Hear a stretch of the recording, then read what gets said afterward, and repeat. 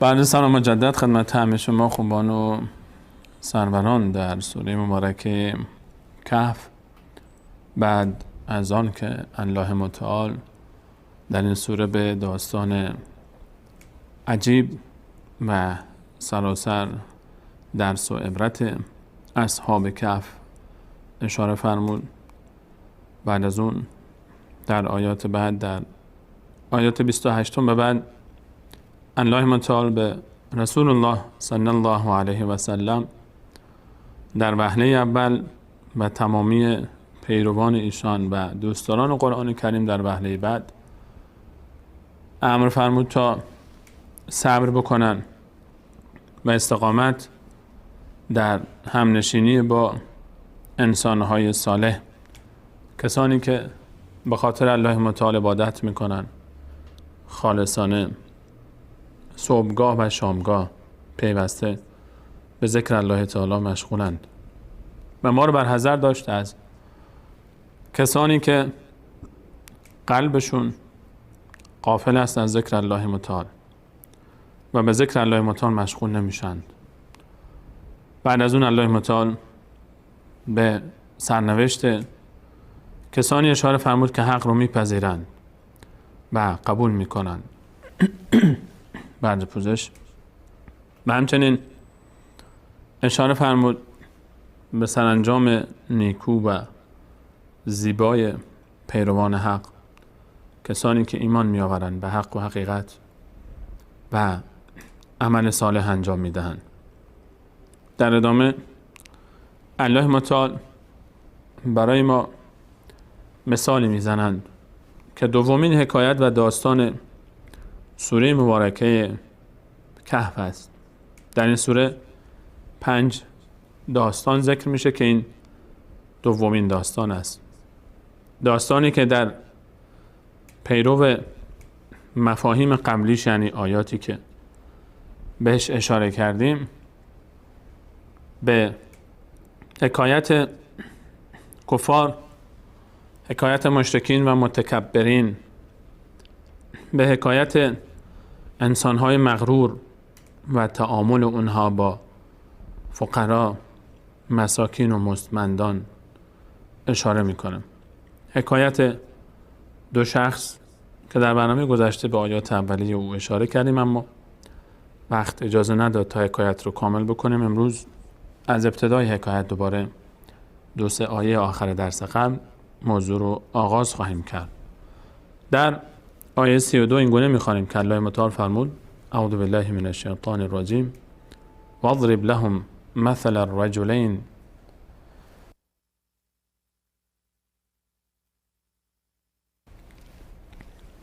واضرب لهم مثل الرجلين جعلنا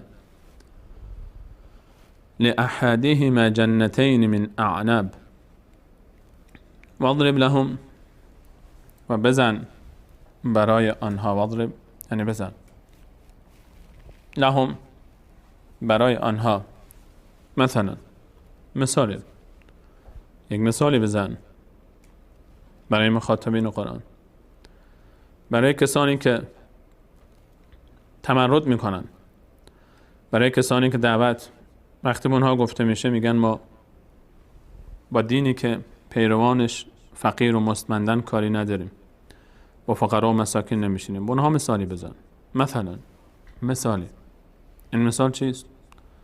رجلین، مثال 2 نفر، 2 تا مرد. رجلین یعنی 2 تا مرد.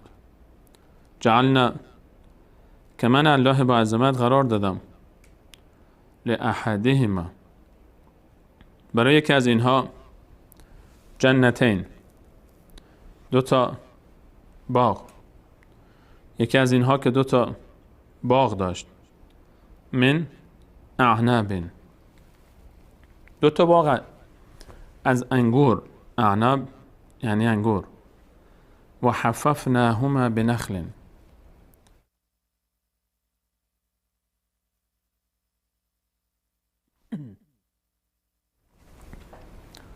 و حففناهما بنخل، حففناهما من الله با عظمت احاطه کرده بودم این دو باغ رو. حففناهما یعنی احاطه کرده بودم من الله با عظمت این دو باغ رو. به نخل با درختانی از خرما. و جعلنا و قرار داده بودم من الله با عظمت بینهما بین این دو باغ بینهما زرع کشت و کشاورزی. کلتا الجنتین وضعیت این دو باغ این گونه بود که هر دو تا باغ ها کلتا الجنتین هر دو باغ آتت اکلها ضعفین آتت اکلها آورده بودن آتت اکلها میوه هاشون رو ثمرهاشون هر دو تاشون خوب میوه میدادن. ولم تظلم منه شیئا و هیچ چیزی کوتاهی نمی کردن. لم تظلم ظلم صورت نمی گرفت. ظلم در لغت به معنای کوتاهی هم میاد، نقص. ولم تنقص این گونه ترجمه میشه. ولم تظلم انگار که ولم تنقص هست، چیزی ناقص نمیشد از ثمر این درخت ها. ولم تظلم منه شیئا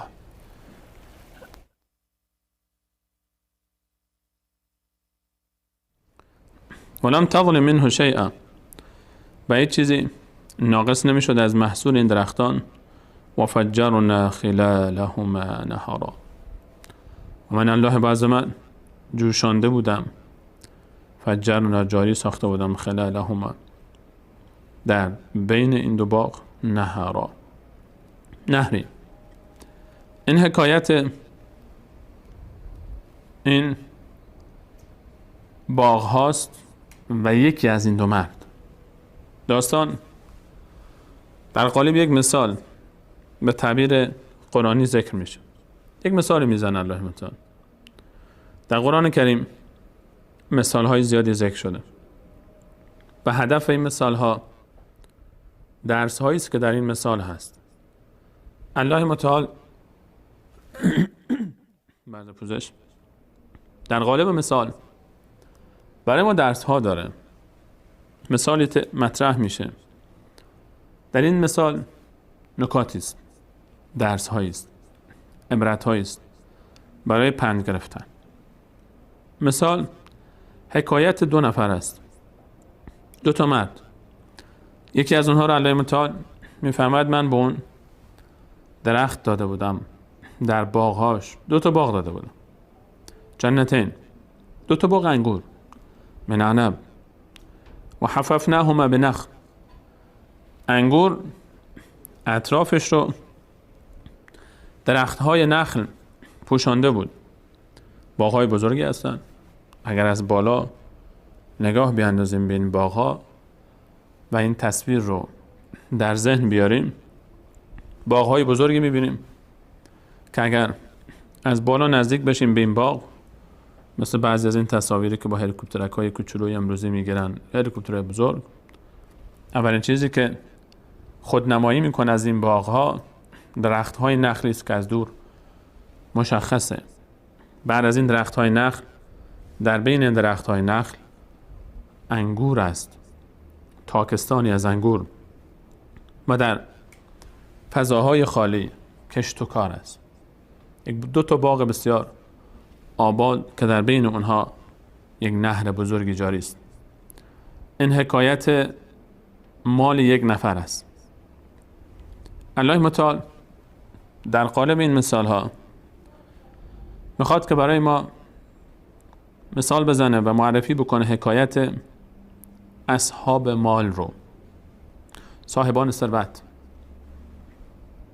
اینجا باغ پر از خرما و انگور ذکر شد، اما مراد فقط یک باغ پر از خرما و انگور نیست.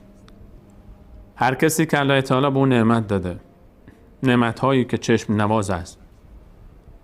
اینجا دو تا باغ، جای دیگه شاید دو تا بازار، یا شاید دو تا ویلا، یا شاید یک ویلا، حساب های بانکی، سواری های آنچنانی.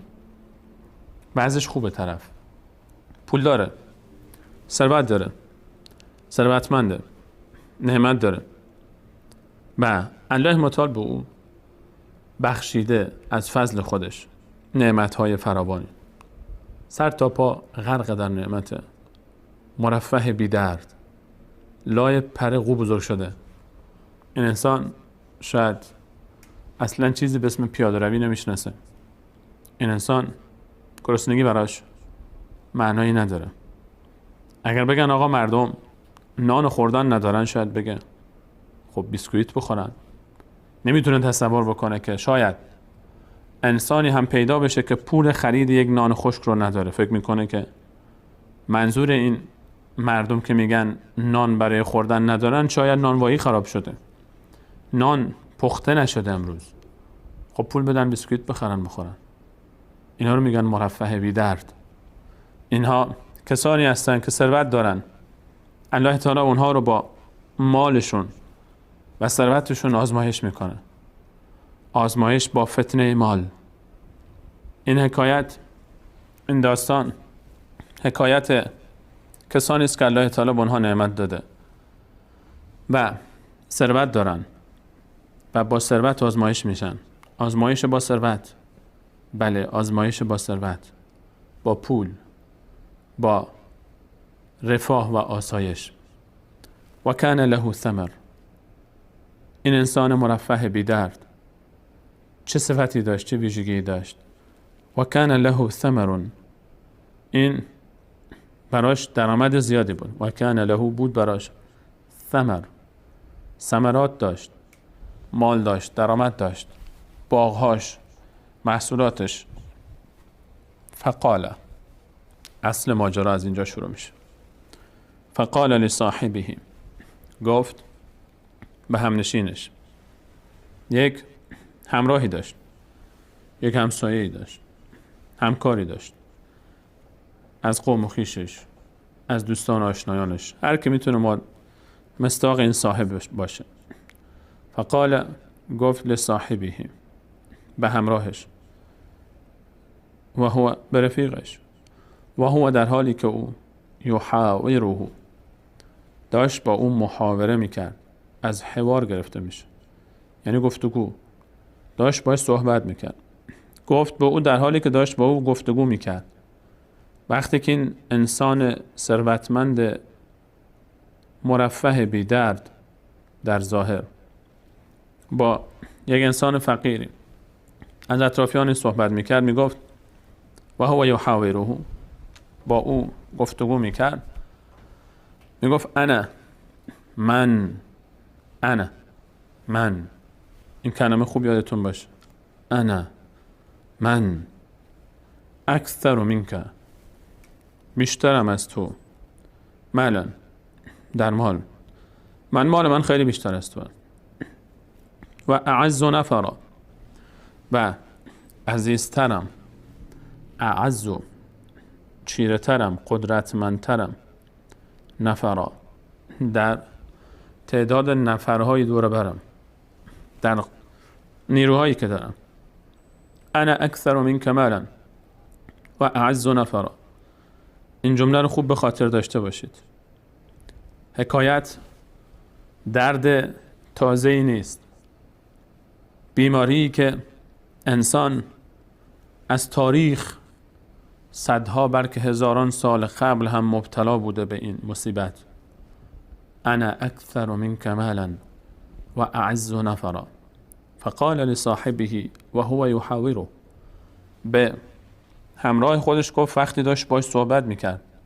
کی؟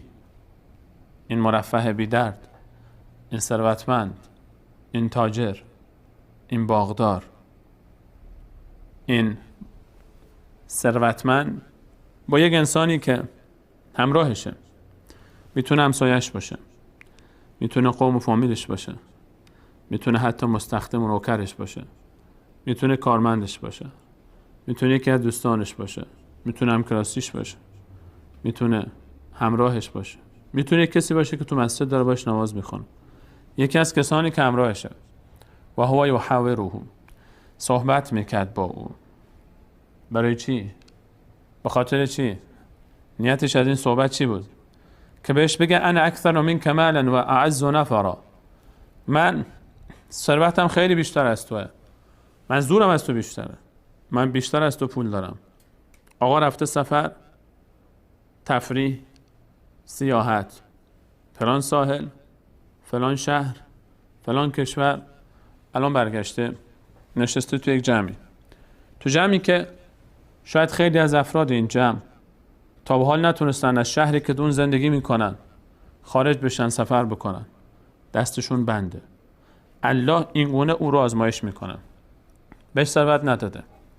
این آقایی که الله بهش ثروت داده و داره باز هم او رو با ثروت آزمایش میکنه. رفته سفر، برگشته، فقال لصاحبه، به این قومش، به این فامیلش، به این دوست و آشنا و همکارش، به این همسایش، فقیره، اومده نشسته و هو یحاوره، گفتگو میکنه، صحبت میکنه، صحبتی که از روی یک بیماری و مرضه. این صحبتی که خودش یک مرضه.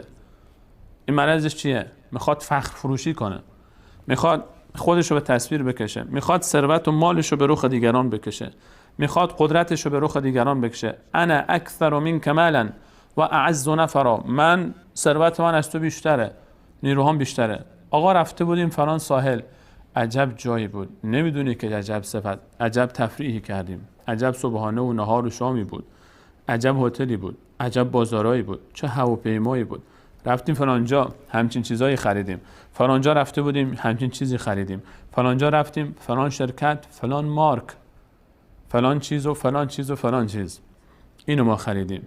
وقتی که میاد میشینه، میره عکس میگیره از خودش با ماشین آخرین مدلش، با ویلاش، با اون ثروتایی که الله تعالی به او داده تا او رو آزمایش بکنه، میندازه تو صفحات این طرف و اون طرف و اون طرف تا مردم ببینن، به قول خودش چششون در بیاد، دلشون بسوزه، حرص بده دیگران رو، فخر فروشی میکنه.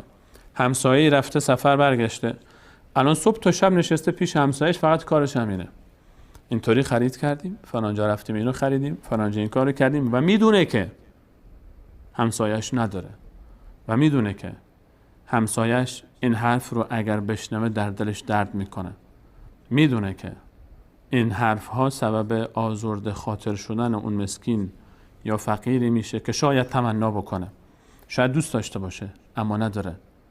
میره در مراسم عروسی شرکت میکنه، خواهری که میره در مراسم عروسی لباس های آنچنانی میپوشه، سر و پای خودش رو طلاپوش میکنه. به خاطر چی؟ به خاطر اینکه به خواهر دیگه بگه انا اکثر منک مالا و اعز نفرا. بله، به خاطر اینکه به روخ اون بکشه که من ثروت دارم تو نداری، شوهر من تاجر و پول داره، من زن تاجرم، من زن بازاریم، من دختر بازاریم، من خواهر فلانیم، من مادر فلانیم، تو چی؟ تو نداری. لباس تو به رخ بکش، طلای خودت رو به رخ بکش، ثروت خودت رو به رخ بکش. چه مردی چه زنی. اگر اینطور بودی، تو مصداق اینایه‌ای، تو مخاطب اینایه‌ای. حواستو جمع کن. انا اکثر منک مالا و اعز نفرا فقال لصاحبه و هو یحاوره. با رفیقش داشت صحبت میکرد، گفتگو میکرد. کسانی که مال دارن و ثروت دارن، کسانی که مال دارن و ثروت دارن و در نشستشون و محاوراتشون، گفتگوشون با اطرافیان، تمام صحبت موضوع محفلشون حول اینه که فلانجا تجارتم اینطور شد، فلانجا اینطوری خرید کردم، فلانجا اینطوری سرمایه گذاری کردم، من این کارو کردم. حواستون رو جمع کنید. این آیه درباره شما داره صحبت میکنه. کسی که هر جا میخواد خودش رو به رخ بکشه، چه جمالش، چه ثروتش، ولی این که خیلی هم خوشگله. مگه خودت خواستی اینطوری شدی؟ مگه این خوشگلی رو خودت زحمت کشیدی که الله تعالی به تو چشم ابرو داده به دیگری نداده؟ مگه اون خودش میخواست اینطور بشه؟ از شکم مادر کمند، مگر تو شکم مادر خودش برای خودش چشم ابرو درست کرده بود، انتخاب کرده بود؟ مگه تو خودت انتخاب کردی؟ حکایت اینجاست. کسانی که به دنبال غرور و تکبرن، این داستان این افراد است. و کان له ثمر، فقال لصاحبه، درآمدش خوب بود، وضعش خوب بود، به همنشینش گفت در حالی که داشت باش صحبت میکرد و هو یحاوره، هدفش از صحبت چی بود؟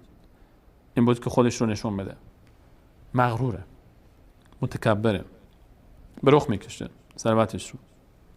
گفت انا اکثر منک مالا و اعز نفرا، چقدر فقیرن و بیچاره و دردمندن، چقدر بدبختن کسانی که فکر میکنن همه چیز فقط پوله و همه چیز قدرته. چقدر بیچارن کسانی که میان و جلوی دیگران فقط میخوان به مالشون افتخار کنن و به قدرتشون. چرا بیچارن؟ تو آخر داستان میفهمیم چرا بیچارن. این قانون الله تعالی است برای همه کسانی که اینگونه پیش میرن. و کان له ثمر فقال لصاحبه و هو یحاوره انا، من از تو ثروتمندترم، اکثر منک مالا و اعز نفرا، نیروام بیشتره، توی بیچاره، تو کسی رو نداری، من مال فلان قومم، فلان طایفم، آقازاده و سردارزاده و سیدزادم، فلان نیرو، این همه بادیگارد اسکورت دارم، پسرعمو و پسرخاله و پسردایی و پسرعمه دارم، با یک اشاره من یه سوت بزنم همه میریزن. توی بیچاره بی کس، نه قومی داری، اصل و نسبتو نگاه کن، تو از کجا هستی، تو از فلان قوم، بی کس، بیچاره فقیر. و دخل جنته، ادامه حکایت، و هو ظالم لنفسه قال ما اظن ان تبید هذه ابدا. و دخل جنته و هو ظالم لنفسه، داخل شد به باغش. و دخل جنته، یکی از باغاش، 2 تا باغ داشت، در یکی از اینها داخل شد. و دخل جنته، داخل باغش شد. و هو ظالم لنفسه، در حالی که به خودش ظلم کرده بود. ظالم لنفسه، ظلم کرده بود به خودش، ظالم به خودش. کسی که فکر میکنه همه چی پوله، کسی که فکر میکنه همه چی مال دنیاست، این ظالم لنفسه.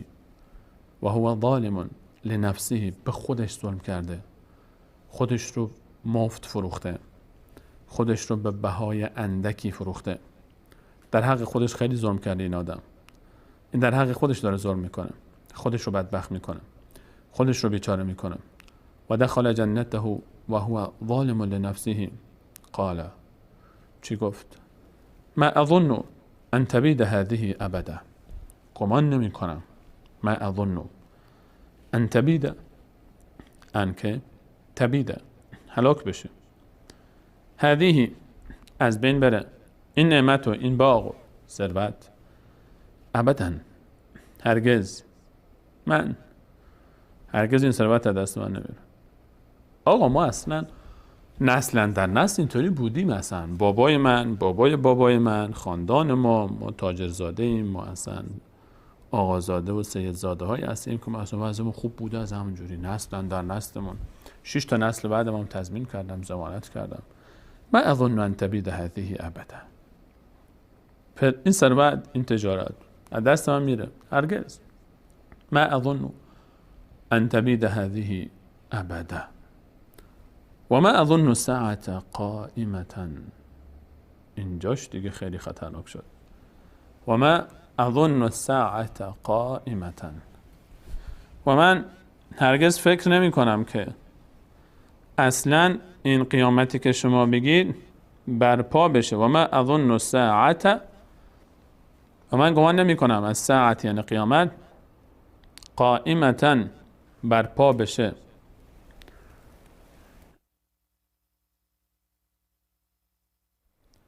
و ما اظن الساعة قائمة، من اصلا گمان نمی کنم که قیامت برپا بشه.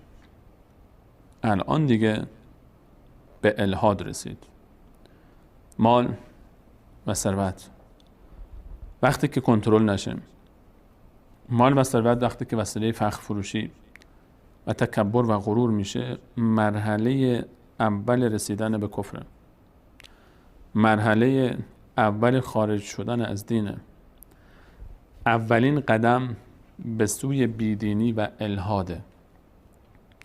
اولش گفت انا اکثر منک مالا و اعز نفرا، من از تو خیلی ثروتمندترم، قدرتم بیشتره. غرور از اینجا شروع شد. اولین قدم در مسیر پرتگاه سقوط از اینجا شروع شد که خودش رو از دیگران بهتر میدونست. من مال دارم، من قدرت دارم. بعدش فکر نمی کنم هم که اصلا بعضی من تغییر بکنم، من این تجارت و سرمایه‌ای که دارم همیشه میمونه. این غرور و تکبر به جایی رسید که ما اظن الساعة قائمه، مثلا گمان نمی کنم قیامتی باشه، منکر قیامت شد. خیلی ها هستن طرف از بست که غرق در مال دنیا و نعمت دنیاست منکر میشه قیامت رو. شیفته مال هم دین رو منکره، هم حرفی میزنه که با عقل سازگار نیست. ما اظن ان تبید هذه ابدا، اینجا با عقل سازگار نیست که هیچ ثروتی پایدار باشه. و ما اظن الساعة قائمة، و فکر نمی کنم قیامت برپا بشه، با هیچ دینی سازگار نیست این اعتقاد. ثروتی که افسار انسان و مهار انسان رو به دست بگیره آخر انسان رو به کفر میرسونه، به الحاد میرسونه. و ما اظن الساعة قائمة ولئن رددت الى ربی لاجدن خیرا منها منقلبا. ولئن رددت، اگر هم برگردم یک روزی، به فرض اولا که قیامتی نیست اصلا.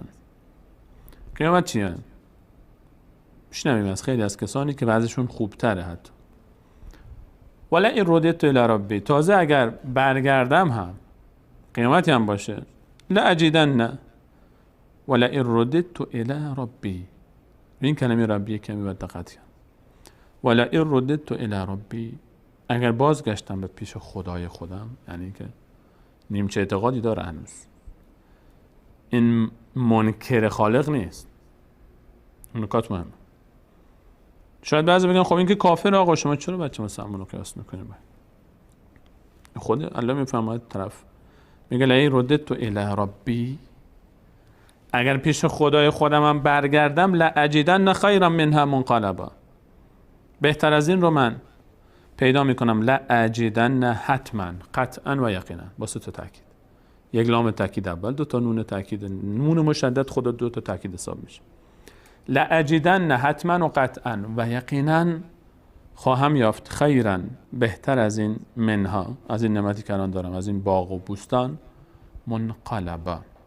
منقلبا محل قلب، محل بازگشت، بازگشتگاهی بهتر از این پیدا میکنم. یه جایگاهی بهتر از این الله تعالی من میده. من از دماغ فیل افتاده این آقا انگار. خیلی از کسانی که اینقدر مغرورن فکر میکنن که الله به این داده نعمت و ثروت و جمال و اگر قیامت هم بره اون دنیا باز همین معامله رو الله تعالی با او خواهد کرد. یک باور باطل، یک امید پوچ و بی حاصل که ناشی از غرور و تکبره، خود برتربینی. کسانی که ثروت و مالشون اونها رو به درجه از غرور و تکبر میرسونه که منکر قیامت میشه یا شک میکنه در قیامت و تازه میگه اگه قیامتی هم باشه خدای من، این طرفی که الان صحبت میکنه منکر وجود خالق و الله نیست، چون میگه که اگر هم باشه منکر قیامت هست اما منکر الله نیست. به مانند ابو جهل و ابو لهب. در زمان رسول صلی الله علیه و سلم هم ابو جهل و ابو لهب منکر وجود الله نبودند، بلکه بانو خالق و مالک و مدبر در عالم به استناد آیات فراوانی از قرآن کریم معترف به اینها بودند. فقط منکر قیامت بودند که قیامتی برپا نمیشه، قیامتی نیست. یعنی یه چیزی شبیه این است. اگر هم باشه لاجدن خیرا منها منقلبا، من اگر قیامتی هم باشه وضع من خیلی بهتر از توه. خیلی از این کلمات میگن، سنجیدی یا نسنجیدی. آقا اولا که اگه تو بهتر بودی چرا وضع من از تو بهتره؟ تویی که فکر میکنی عقیدت از من بهتره، عبادت بیشتر میکنی، پیش خدا محبوب تری، پس چرا ثروتت به اندازه من نیست؟ چرا خدا منو بیشتر از تو دوست داره؟ چرا خدا به من بیشتر مال میده؟ چرا خدا به من بیشتر ثروت میده؟ و بلکه متاسفانه از بعضی از مسلمانان خودمون هم میشنویم که چون این جملاتی به زبون میارن: اگر خدا فلانی رو دوست نداشت چرا بهش پول میده؟ پس چرا بهش نعمت میده؟ چرا بهش ثروت میده؟ نمیدونن که الله متعال میفهمد و املی لهم ان کیدی متین، من اینو مهلت میدم. سنستدرجهم من حیث لا یعلمون، پله پله اینها به هلاکت نزدیک میشن و خودشون نمیدونن.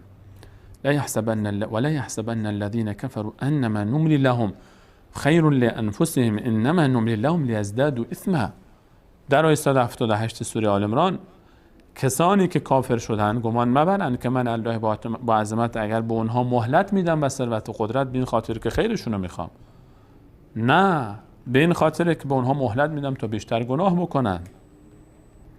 بله، الله متعال خیلی وقتا به کسی که علاقه‌ای و ارتباطی با الله تعالی نداره، نه نماز میخونه، نه روزه میگیره، نه عبادت میکنه، غرق در گناهان، بیشتر بهش مهلت میده. بله، آیه 44 سوره انعام: فلما نسوا ما ذکروا به فتحنا علیهم ابواب کل شیء.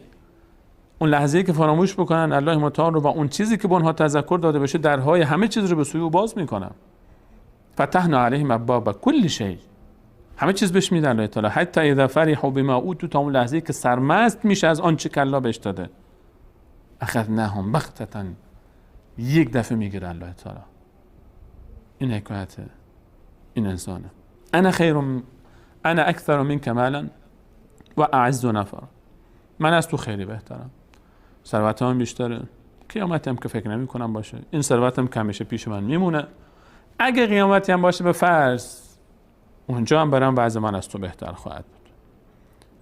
فرقی نمیکنه که طرف اسمش چی باشه، اعتقادش مهمه، حرفش مهمه و عملش. این حکایت رو ما خیلی جاها میشنویم. این انسانی است که اینطوری صحبت میکنه و تفکرش این گونه است.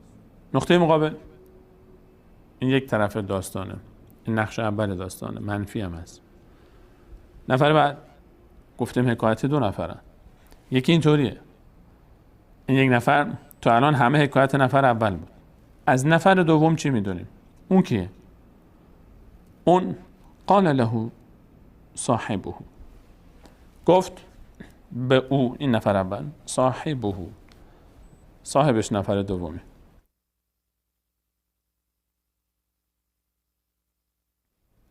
قال له صاحبه، گفت بهش اون هم نشینش، نفر دوم، اون کسی که این نفر، این مغرور متکبر، همه حرفها رو به او میزد و نیز زخمها رو. و هو یحاوره، اون هم در حال گفتگو با این شخص گفت: اکفرت، آیا کافر شدی؟ بالذی خلقک، با اون کسی که تو را خلق کرده. اکفرت، چرا گفت کافر شدی؟ مگه این چی گفته بود؟ این گفت: ما اظن ان تبید هذه ابدا و ما اظن الساعه قائمه. اول آیه قبلی، آیه 36.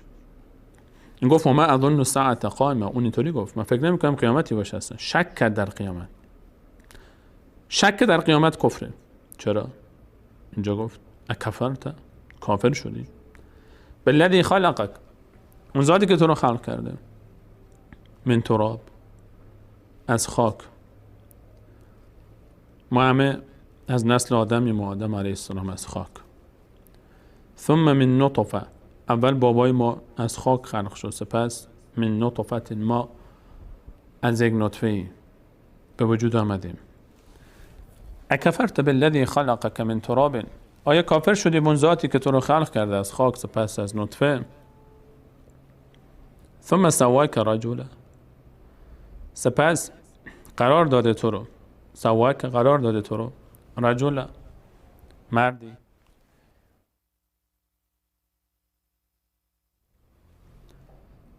اکفرت بالذی خلقک من تراب ثم من نطفه ثم سواک رجلا، آیا به ذاتی کفر می‌ورزی که تو رو از خاک سپس از نطفه به وجود آورد و بعد تو رو مردی قرار داد؟ خلقک من تراب. آدم علیه السلام از خاک خلق شد و ما اگر اون رو ندیدیم که از خاک خلق شده، اما شنیدیم. اگر او رو ندیدیم که از خاک خلق شده، اما میبینیم که چطور خودمون از نطفه‌ای خلق میشیم. یک نطفه‌ای، یک قطره‌ای، نه یک قطره، بلکه نطفه‌ای که درست میشه از 1000 بلکه شاید 1,000,000 اون قطره است. از نطفه‌ای که وقتی از بدن خارج میشه اینقدر متعفنه که بوی تعفنش انسان رو اذیت میکنه. و وقتی از بدن خارج میشه بدن نجس میشه و بعد بره غسل میکنه. از این نطفه انسانی به وجود میاد که این انسان در بچگیش 9 ماه در شکم مادر، بعدش هم که به دنیا میاد نمیتونه که حرکت بکنه اگر پدر و مادرش نباشن و پیوسته در سالهای اول زندگی خودش رو خراب میکنه و خیس میکنه و تر و خشک میخواد. بعد بزرگتر میشه و کم کم راه رفتن یاد میگیره و کم کم بزرگ میشه و باز این انسان به جای میرسه که میاد و در برابر الله خودش میایسته. یا ایها الانسان ما غرک بربک الکریم. ای انسان چه چیزی تو رو در برابر پروردگارت مغرور کرده؟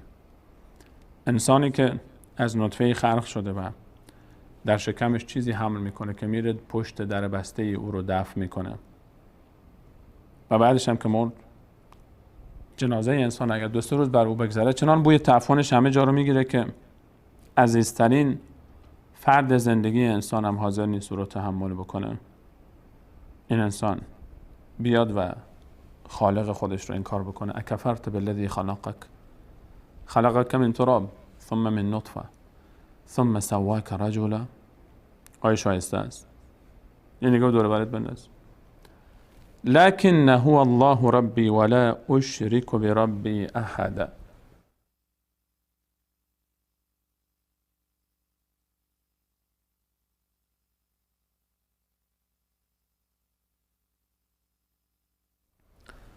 لكن این کلمه در اصل بوده لكن انا.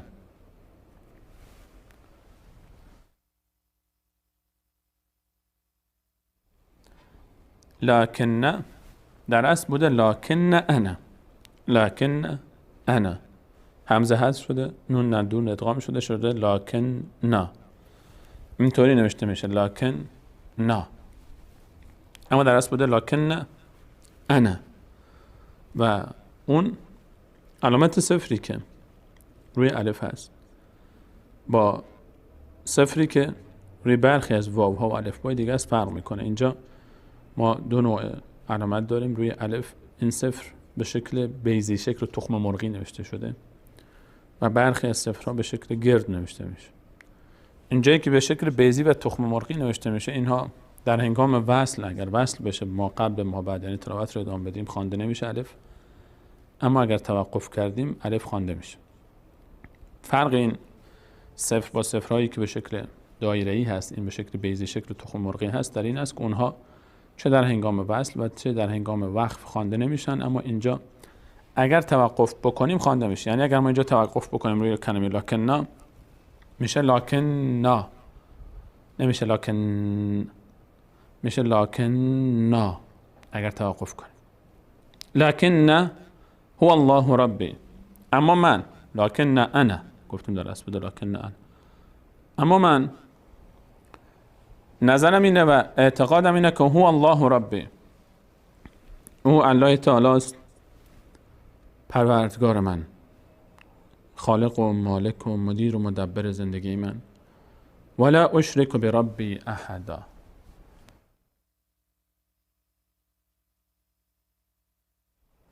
ولا اشرک بربی احدا، و من شریک قرار نمیدم با پروردگارم هیچ کسی رو. ولا اشرک بربی احدا، من شریک نمی کنم با پروردگار خودم هیچ کسی رو در عبادتش. ولا اشرک بربی احدا اشاره به این داره که از این تعبیر ولا اشرک بربی احدا و اون تعبیری که در آیه 36 بود از زبان نفر اول، ولا رددت الی ربی، مشخص میشه که اون شخص مشرک بوده، منکر وجود الله نبوده. چرا که اون گفت اگر پیش خدای خودم برگردم پس معتقد به الله هست و بوده. و اینجا که این نفر رد کرد بر او ولا اشرک بربی احدا، نشانه به این داره که او مشرک بوده، اعتقاد به الله داشته اما در اعتقادش به الله شرک می‌ورزیده. ولولا اذ دخلت جنتك قلت ما شاء الله.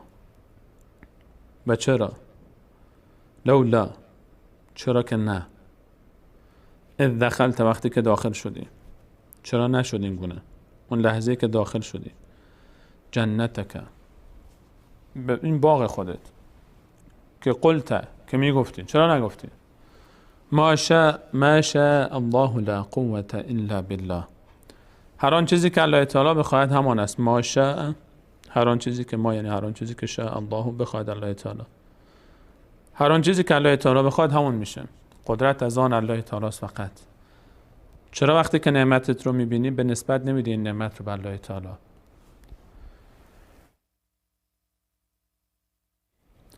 ولولا اذ دخلت جنتك قلت ما شاء الله لا قوة الا بالله. چرا نگفتی ما شاء الله؟ هر آن چیزی که بخواهد الله تعالی همون میشه. لا قوة الا بالله، هیچ قوتی نیست مگر قدرت الله تعالی، هیچ قدرتی نیست مگر به اذن الله تعالی و به اراده الله تعالی. چرا وقتی که الله تعالی به تو نعمت میده نمیگی الحمدلله؟ چرا نمیگی سبحان الله؟ چرا نمیگی خدای شکرت به خاطر این نعمتات؟ چرا وقتی الله تعالی به تو ثروتی میده، به تو قدرتی میده، به تو جمالی میده، به تو نعمتی میده، به جای اینکه شکر نعمت بکنی، به جای اینکه بری و عبادت بکنی الله تعالی رو، به جای اینکه نماز بخونی، به جای اینکه روزه بگیری، زکاتش رو پرداخت کنی، به مساکین و فقرا و ایتام رسیدگی بکنی، تواضع در وجودت بیاد، بدون که این نعمت از آن الله تعالی است، بدونی که اگر الله بخواد ازت در لحظه ای میگیره. چرا وقتی که الله به تو نعمت میده چرا اینطوری نیستی؟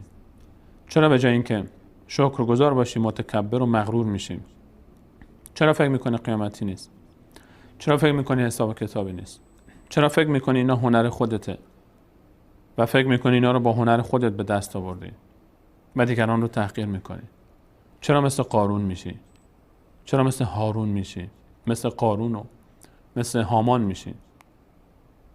قارون از افراد موسی علیه السلام بود که الله متعال میفرماید انقدر به او ثروت دادم و اتیناه من الکنوز ما ان مفاتحه لتنوء بالعصبة اولی القوة. انقدر قارون ثروت داشت که کلیدهای گنجهای قارون رو وقتی میخواستن از منطقه به منطقه دیگری حمل بکنن و منتقل کنن، کلیدهای خزانهاش فقط نیاز به یک لشکر بزرگی داشت تا فقط کلیدهای گنجهاش رو ببرن، گنجش به جای خود. وقتی به گفتن احسن کما احسن الله الیک، همونطور که الله به تو نیکی کرده تو هم نیکی کن. گفت انما اوتیته علی علم عندی، من با علم خودم، با هنر خودم اینا رو به دست آوردم. چرا وقتی الله به تو نعمت میده مثل قارون میشی؟ فکر میکنی که من تاجر خوبی بودم، من خودم زرنگ بودم، من بازاریابی بلد بودم، من تجربه کاری داشتم، من از فرصت استفاده کردم، من و من و من و من. این ذهنی که تو بهش مینازی رو کی بهت داد؟ این دستی که باش حرکت میکردی، فعالیت میکردی، کی بهت داد؟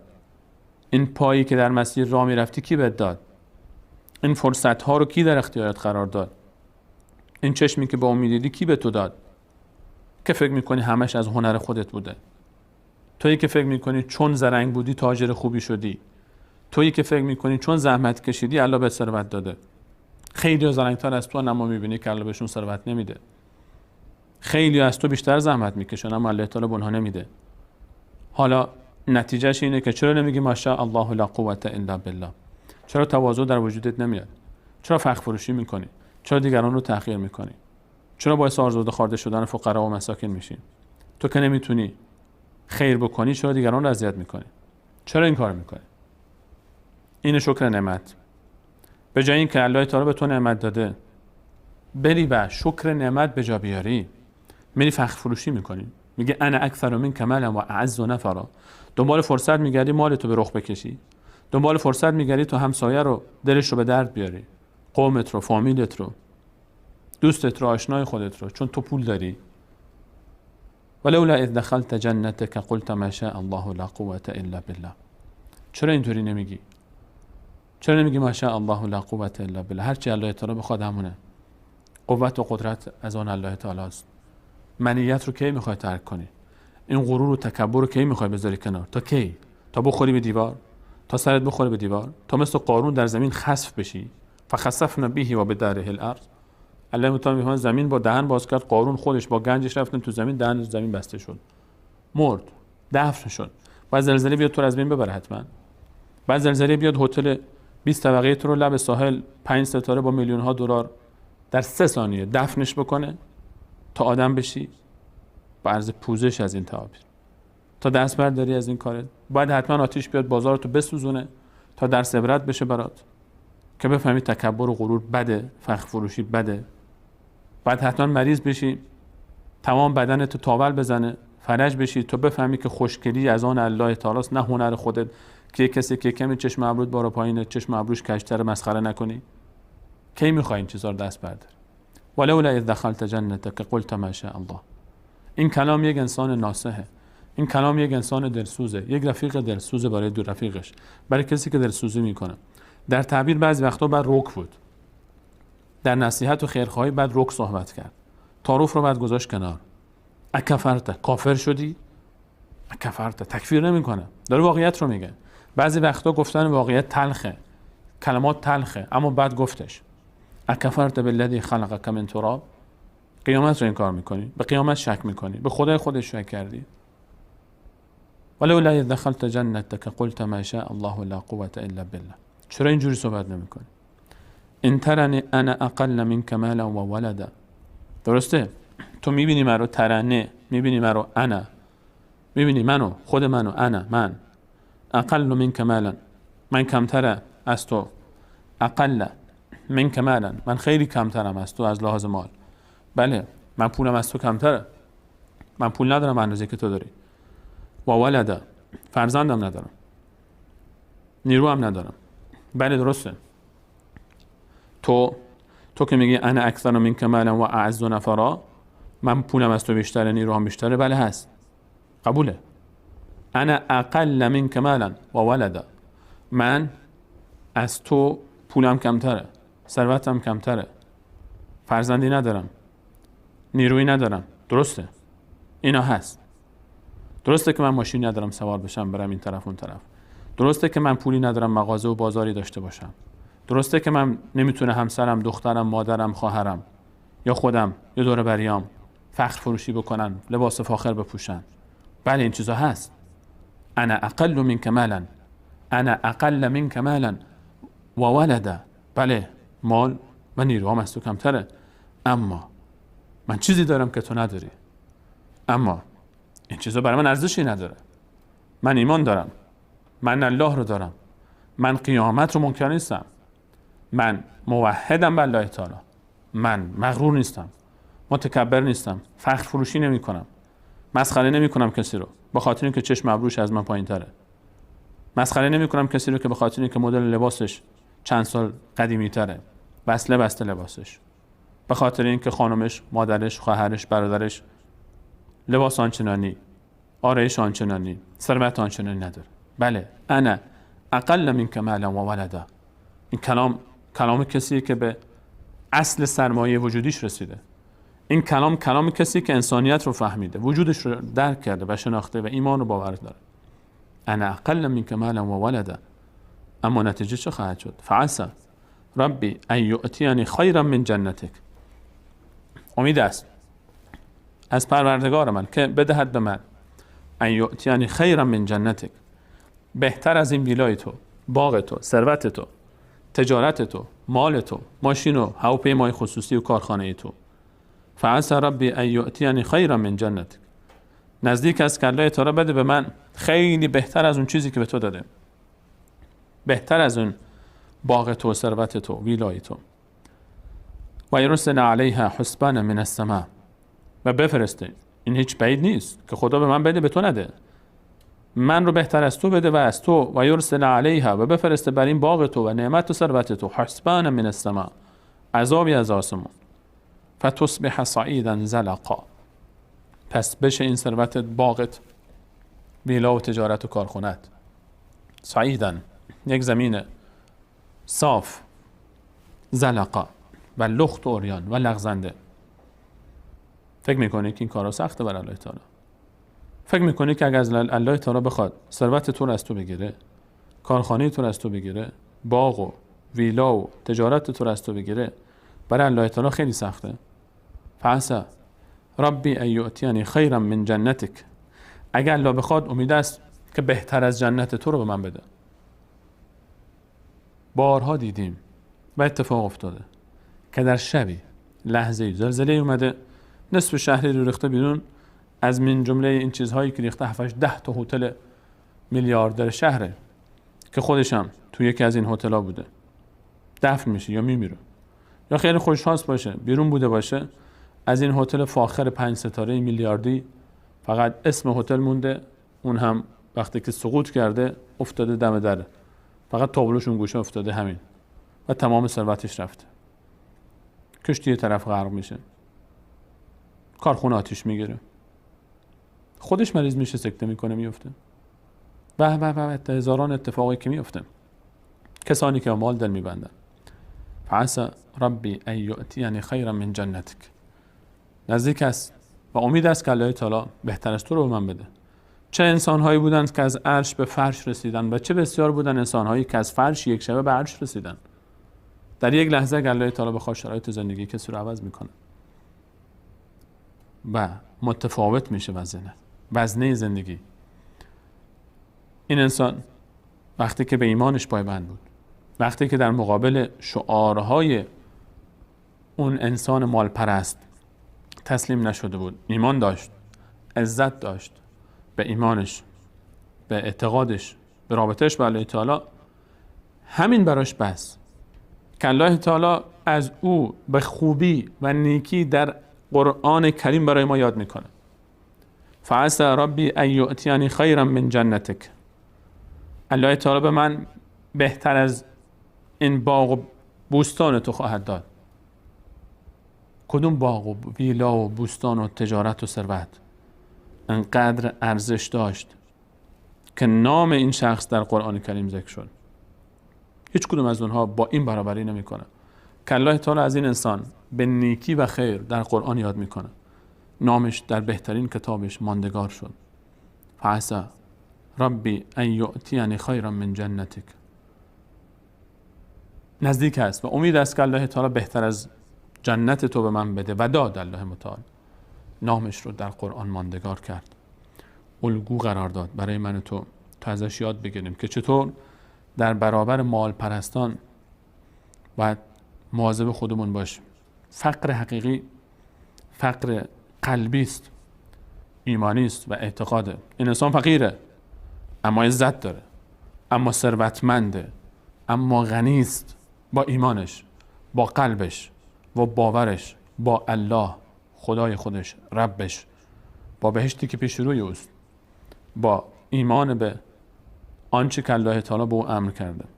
فعسى ربی ان یؤتینی خیرا من جنتک و یرسل علیها حسبانا من السماء فتصبح صعیدا زلقا او یصبح ماؤها غورا، یا اینکه بشه یصبح ماؤها، آب این باغ و بستانت، غورا، بره در اعماق زمین. میدونیم که حیات باغ به آب است. او یصبح ماؤها غورا، غور ما در فارسی این تعبیر استفاده میکنیم، غور کردن در یک چیز، یعنی در عمق معنا رفتن. اگر یا این که الله تعالی آبش رو فرو ببره در دل زمین، فلن تستطیع له طلبا، پس اون موقع دیگه هرگز نمیتونی، فلن تستطیع، پس استطاعت نداری هرگز، له، برای این آب نمیتونی طلبش کنی. این استطاعت رو نداری برای اون آب که طلب کنی اون آب رو. آب وقتی میره به اعماق زمین چطور میخوای بیاریش بالا؟ خشکسالی میاد و تمام تجارتت رو از بین میبره. بترس از دعا و پیشبینی انسانی که با الله رابطه خالصانه‌ای داره. بترس از اینکه دل کسی رو برنجونیم که او دلش با الله در ارتباط. بترس از سجده کسی که او را آزار دادی و او رو تحقیر کردی و بد گفتی و به الله خودش پناه برده و در سجدهش داره الان دعا میکنه. بترس از این دعا، بترس از آه مظلوم، بترس از اون آهی که از دلی برمیاد، اون دل، اون قلب خالی شده برای الله تعالی. پیش بینی کرد فقط این انسان گفت چرا این کارو نکردی؟ چرا نمیگه ماشاءالله لا قوة الا بالله؟ بله من مالم کمتر از تو، فرزند ندارم، ثروت ندارم، نیرو ندارم، اما دل دارم، اما ایمان دارم، اما ربی دارم که اختیار آسمان و زمین به دستشه. نزدیک که الله تعالی، چه بسا که الله تعالی به من ثروت بده و تو رو و باغ تو رو از بین ببره، باغ تو رو از بین ببره و یا آبش رو غرق بکن. الله تعالی هم این کارو کرد. و احیط بثمره، احاطه شد و احاطه کرده شدن مال و ثروت این شخص و ثمره او. عذاب آمد. فاصبح، همه چیز رو از بین برد. فاصبح یقلب، پس گشت این انسان به حالتی که یقلب کفیه، دستهاش رو دور هم میچرخون. دستهاش رو گرفته بود، کف دستها رو میگن یقلب، دست در دست میگذاشت، هی اینطور میکنه. انسان وقتی پریشان باشه خیلی یکی از کارهایی که انجام میده اینطوریه، هی دستهاشو اینطور میکنه. این یقلب کفیه یعنی اینطوری، کف دست رو میگن، یقلب هی جابجا میکرد دستاش رو. فاصبح یقلب کفیه على ما انفق فیها، بر آنچه که انفاق کرده بود در این باغ. آقا میلیاردها خرج کرده بود برای این مجتمع مسکونی و این ویلا و این پاساژ و بازار و کارخانه و این زندگی پرزرق و برق. در یک حادثه همش از بین رفت. فاصبح یقلب کفیه علی ما انفق فیها. الان با چشم داره نگاه میکنه. این همون نعمتیه که میگفت ما اظن ان تبید هذه ابدا، هرگز فکر نمی کنم که این از بین بره. این همون نعمتیه که میگفت انا اکثر منک مالا و اعز نفرا، به خاطر این نعمت بقیه رو تحقیر میکرد. این همونه. بارها دیدیم در زندگیمون کسانی که از عرش به فرش رسیدن، نه که آمده باشن آرام پایین، با کله سقوط کردن. و اگر در زندگیشون بررسی بکنیم ببینیم که رابطهشون با الله چطور بودیم، ببینیم که هر جا می نشستن می گفتن انا اکثر منک مالا و اعز نفرا. غرور، تکبر و فخر فروشی. نردبان این دنیا برای مال پرستان وقتی که سقوط میکنه، اولین ضربه‌ای که میزنه به خود صاحب نردبان است. میشکنه استخوان‌هاش رو، نمیتونه دیگه بلند شه. نردبان این جهان ما و منی است. لاجرم این نردبان افتادنی است. اون کسی که بالاتر میشینه باز بدتر میشکنه. و احیط بثمره فاصبح یقلب کفیه على ما انفق فیها و هی خاویة على عروشها، در حالی که اون جنگل، اون باغ و بستان افتاده بود، سقوط کرده بود، علی عروشها، بر سقفاش. داربست هایی که گذاشته بودن که انگورها روش باشه افتاده بود و داربست ها به زمین خورده بود و انگورام روش. و یقول، و می گفت الان دیگه یه کمی سر عقل اومده این شخص. یا لیتنی، ای وای کاش من لم اشرک، شرک نمی کردم، به ربی احدا، هیچ کسی رو با پروردگار خودم شریک نمی گرفتم. اون طرف به الله اعتقاد داره. لم اشرک به ربی لم اشرک بربی یعنی چی؟ کاش لم اشرک بربی، من مشرک نمی شدم، شریک قائل نمی شدم بر پروردگار خودم، کسی رو شریک قرار نمی دادم. کسانی که فکر میکنن فلان پیغمبر و فلان امام و فلان ولی کمک میکنه در تجارتشون یا فلان مدد، در ساخت و سازشون، در کارخانهشون، در کشت و صنعتشون، به این و به اون متوسل میشن. یه روز میگن یا لیتنی لم اشرک بربی احد، کاش کسی رو برای الله تعالی شریک قرار نمیدادم. این انسانی است که به اعتقاد داره به الله تعالی. خیلی از ماها اعتقاد داریم به الله تعالی، اما چقدر فرق بین فکر ما و کلام ما و باور ما با این شخص. ولم تكن له فئة ينصرونه من دون الله وما كان منتصرا. ولم تكن له فئة، و نبود برای او هیچ گروهی که ینصرونه کمکش کنن من دون الله بغیر از الله تعالی. و ما کان منتصرا، و پیروز نشد، نتونست جلوی عذاب الله تعالی رو بگیره. این آقایی که فکر میکن هرگز کسی نمیتونه او رو از بین ببره، کشتی ساخته شد 70-80 سال پیش به نام تایتانیک. اسمش معروفه، خیلی شنیده. به حد این کشتی بزرگ بود که بعد از اون شاید یکی دو تا کشتی بزرگتر از اون تا الان بشر ساخته باشه، با هزاران خدم و حشم و میلیون ها تن فولاد و چندین مهندس خبره عالم جمع شدن و مغزها و عقلهاشون رو ریختن در ساخت این کشتی و میلیاردها خرج کردن و کشتی که یک شهر متحرک با امکانات آنچنانی فاخر. در افتتاح این کشتی مهندس بزرگ این کشتی با غرور و سرمستی انا اکثر منک مالا و اعز نفرا از این آدم است، گفت این کشتی رو خدا هم نمیتواند که غرق کند. یک نطفه بدبویی تا دیروز بیش از 50-60 سال قبل یک نطفه بدبویی بود، الان باز آدمی شده برای خودش. فکر میکنه که دیگه چون کشتی ساخته نمیدونه که همین کشتی هم روزی 10 بار وقتی این کشتی رو میساخت میرفت خودش دستشویی، یادش رفته اونجا. ایشون خودش یک دستشویی سیاره الان. حالا مغرور شده که خدا هم نمیتواند این کشتی رو غرق کند. در اولین سفرش این کشتی به شکلی غرق شد که امروز خیلی از کارشناسان در حیرت ماندن که دلیل غرق این کشتی چه بود.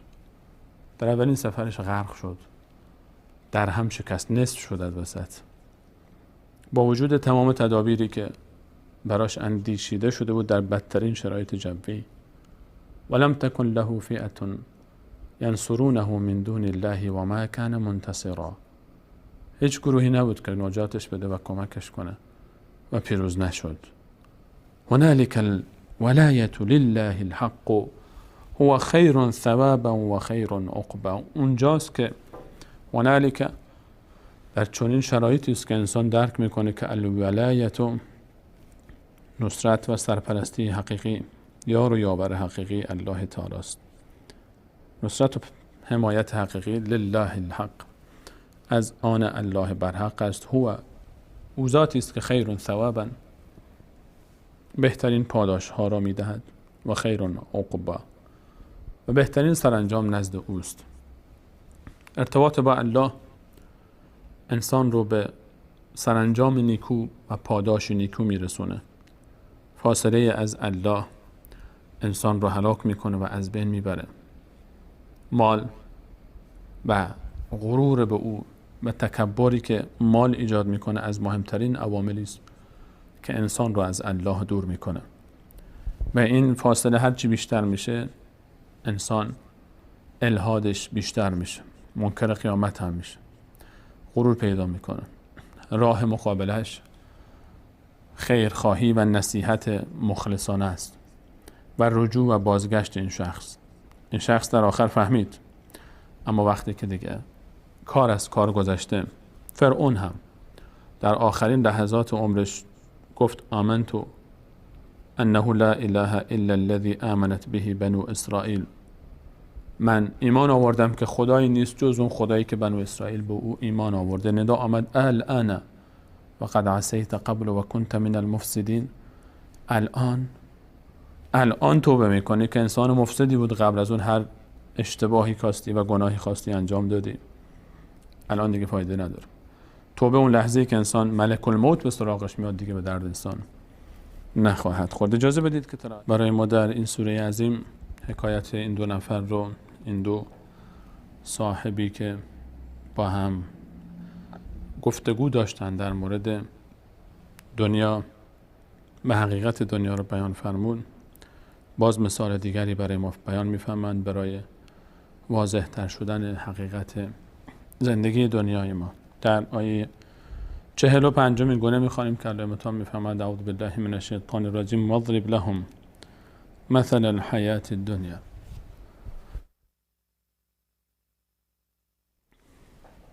واضرب لهم و مثال بزن براشون، واضرب لهم بزن برای آنها مثل الحیات الدنیا، مثال زندگی دنیا رو. مثال زندگی دنیا این گونه است: کماء به مانند آب است. زندگی دنیا به مانند آب است، مال دنیا و زندگی دنیا. انزلناه من السماء، من الله با عظمت او رو از آسمان فرو میفرستم. فاختلط به نبات الارض فاصبح هشیما تذروه الریاح. آبی که از آسمان من الله تعالی فرو میفرستم، فاختلط به، پس مخلوط می شود با آن، اختلاط در هم آمیخته می شود با او نبات الارض، گیاهان روی زمین. نبات الارض یعنی گیاهان زمین. گیاهان روی زمین آمیخته می شوند با این آب. آب در این گیاهان فرو میره و در ساقه و ریشه و برگ اونها نفوذ میکنه. فاصبح هشیما، این گیاهان رشد میکنن، بزرگ میشن، در هم آمیخته میشن، شاخهای مختلف، ساقه های مختلف. بعدش فاصبح هشیما تذروه الریاح، پس می شود اصبح هشیما، میشه هشیم گیاه خشک پرپر شده. ساقه گیاه وقتی خشک میشه و میشکنه بهش میگن هشیم، کاه. فاصبح هشیما، خس و خاشاکی میشه، کاهی میشه. تذروه الریاح، تذروه پراکنده میسازد او رو، این هشیم رو، این خس و خاشاک رو. الریاح، باد. این داستان فیلم زندگی ماست در 3 جمله. الله متعال در 3 جمله کل فیلم زندگی ما رو خلاصه کرد. واضرب لهم مثل الحیات الدنیا، برای مردم و انسانها مثالی بزن و زندگی دنیا رو در این مثال براشون توضیح بده تا بفهمن کجان و زندگیشون چیست و حقیقت زندگی اونها و کجا خواهند رفت. ما این انزلناه من السماء، این قسمت اول این فیلم.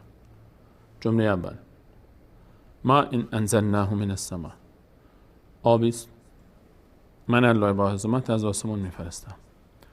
زندگی دنیا با آب تشبیه شده، چرا که آب، کل حیات به آب بسته است. انسان در دنیا نیاز به مال داره و مال نیازمنده برای امرار معاش و زندگی خودش. مال دنیا و زندگی دنیا شبیه شده، تشبیه شده به آب. آب لازمه برای حیات گیاهان، مال هم نیازه برای زندگی.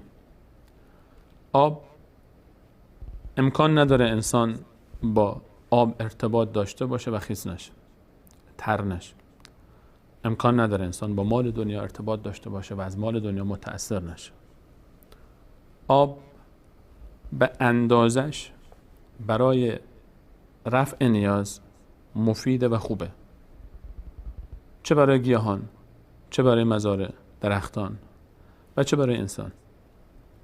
اما اگر همین آب زیاد شد و از حد گذشت، اون موقع دیگه هلاک کننده است. سیل و طوفان میاد و انسان رو غرق میکنه و از بین میبره مزارع و کشت رو. مال دنیا اینطوریه. مال دنیا اگر از حد گذشت و انسان نتونست کنترلش بکنه، شاید اگر مردی واقعا انقدر قدرت داشته باشه مثل سد آبی مال رو پشت سد کنترل کنه، هستن انسان‌های صالح تاجری که مالشون رو کنترل میکنن. من المؤمنین رجال، از انسان، از مردانی هستن از بین مؤمنان. یا در سوره نور فرمود رجال لا تلهیهم تجارت ولا بیع عن ذکر الله. اونها مردانی هستن که تجارت و معامله اونها از ذکر الله تعالی اونها رو غافل نمیکنه. اما اگر مال دنیا کنترل نشد، انسان رو از بین میبره. زندگی دنیا با آب تشبیه شده به خاطر این شباهتاش. آب خوبه به اندازش و مال دنیا خوبه به اندازش و خواهی نخواهی انسان در تعامل با آب خیس میشه، همون گونه که در تعامل با دنیا متاثر میشه از مال دنیا. پس باید به هوش بود. کما این انزلناه من السماء. زندگی دنیا آبی است میریزه از آسمون، مالی گیر انسان میاد، کم یا بیش. قسمت اول. دومیش فاختلط به نبات الارض. آب میاد، گیاهان، آب نفوذ میکنه در این ساقه گیاهان رشد میکنن، ترابت پیدا میکنن، شاداب میشن، بزرگ میشن. انسان مال پیدا میکنه و این مال میاد و رونق میده به زندگی انسان. بعد پوزش این زندگی انسان رونق پیدا میکنه، تر و تازه میشه، انسان فعالیت داره این طرف اون طرف. فکر میکنه که این مال را دست نمیده، فکر میکنه که میمونه تجارت، فکر میکنه میمونه این ثروت، فکر میکنه این جمال و کمال و جوانی و این قدرت میمونه. اما چی میشه؟ فاصبح حشیما تذروه الریاح. همونطور که این آب آمد، گیاه رشد کرد،